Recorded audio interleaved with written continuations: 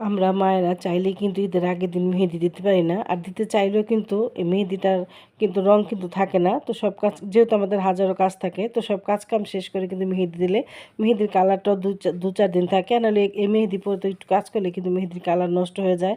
তো যাই হোক, মেহেদি দেওয়া শেষ, ছোটো মেয়ে মেহেদি দিয়ে দিল। তো সবাইকে জানাই ঈদ মোবারক। তো 30টা রমজান শেষ করার পরে খুশির আনন্দ আল্লাহ পাক আমাদের ঘরে ঘরে ছড়িয়ে দিয়েছে। তো আল্লাহ পাক রব্বুল আলামিনের কাছে লাখ লাখ শুকরিয়া, কোটি কোটি শুকরিয়া। এবছর 30টা রমজান করলাম খুবই সুন্দর মতো, সুস্থ সবল মতো।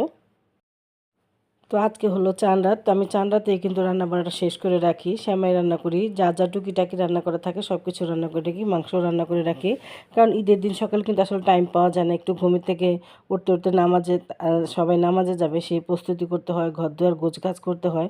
তো যদি আগের দিন রান্না করা থাকে তাহলে সকালে অত একটা ঝামেলা লাগে না, শুধু উঠে ঘুমে থেকে উঠে ঘর দুয়ার গোছগাছ করে সুন্দর গোসল করে নামাজ পড়া যায়। তো যার যার মতো শেষে চলে গেলে আমরাও ঘরে নামাজ পড়তে পারি। তো এই জন্য আমি সবসময় আগের দিনই কাজ করার চেষ্টা করি। তো এখন কিন্তু রাত্রের বাজে প্রায় 1:30টার মতো। তো আমার রান্নাবাড়া শেষ করতে করতে প্রায় আজকে বেজে যাবে, অনেক অনেক দেরি হয়ে যাবে। তো এখানে আমি গরুর মাংসটা সব মশলা মাখিয়ে ম্যারিনেট করে রেখে দিচ্ছি, এটাও বসাই দেবো লাস্টে দিয়ে সব রান্না করার পরে। তো আর আমি একটু রান্না করবো ফিরনি। তো আমাদের ঘরে কিন্তু ফিরনিটাই বেশি পছন্দ করে, আমার ছোটো মেয়ে বড় মেয়ে ওরা ফিরনিটাই খুব পছন্দ করে। তো এখানে আমি 2 কেজি 2.5 কেজি দুধ নিছি, তো জাল দিতে এটা অনেকটা কমাইছি। তো এখানে আমি সামান্য 1 মুঠ পোলার চাল দিয়ে রান্না করব ফিরনিটা। তো আর এখানে দেখেন আমার গরুর মাংসটাও হয়ে গেছে, জিরা পাউডার দিয়ে এখন নামিয়ে ফেলবো। তো এগুলো সব কমপ্লিট হয়ে গেছে।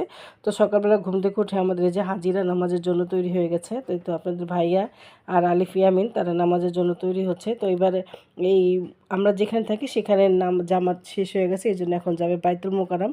তো বাইতুল মোকাররমে 9:30টার জামাতে তারা হাজির হবে। আল্লাহর রহমতে দোয়া করবেন ওদের জন্য, আলিফ ইয়ামিনের জন্য। তো আপনাদের ভাইয়ারও শরীরটা অনেক খারাপ, আজকে 4-5 দিন ধরে খুব জ্বর, আমাদের আলিফেরও খুব জ্বর। তো সবার জন্য দোয়া করবেন, আমরা সবার জন্য দোয়া করি, আল্লাহ পাক যেন সবাইকে ভালো রাখে, সুস্থ রাখে।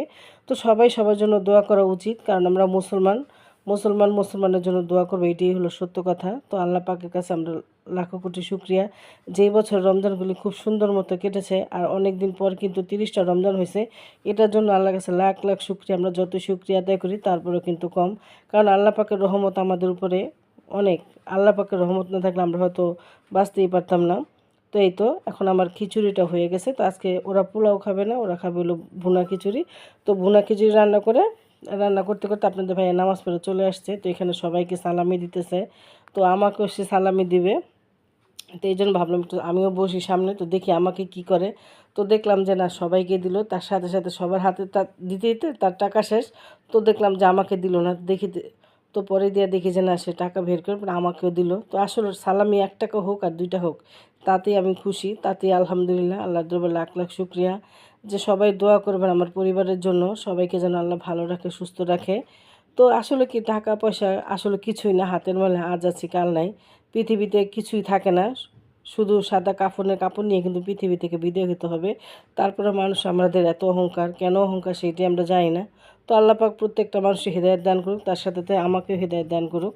তো এখন বাচ্চাদেরকে নিয়ে আসলাম একটু ছাদের উপরে। তো ওয়েদার কিন্তু অনেক সুন্দর, এত সুন্দর বাতাস। আর এই দেখেন ছোট্ট একটা আম গাছ, কিন্তু এই গাছটা আমাদের বাড়িওয়ালার। তো আম গাছগুলি আম আসছে খুব সুন্দর। তো এই ছোট ছোট আম দিয়ে কিন্তু ডাল খেতে খুব মজা।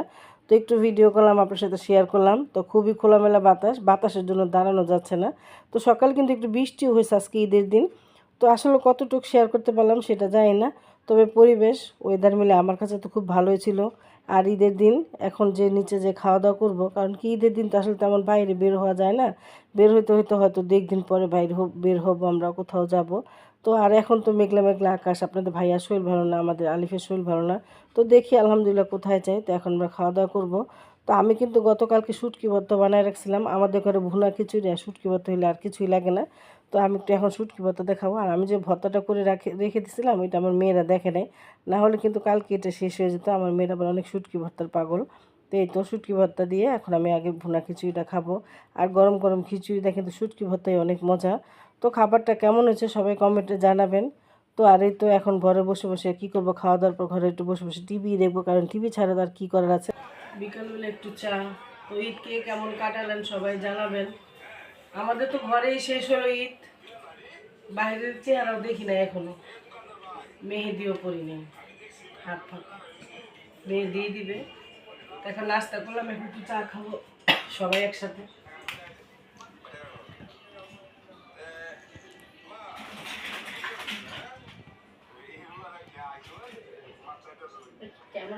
তো সবাই ভালো থাকবেন, আজকের মতো এখানে বিদায় নিলাম।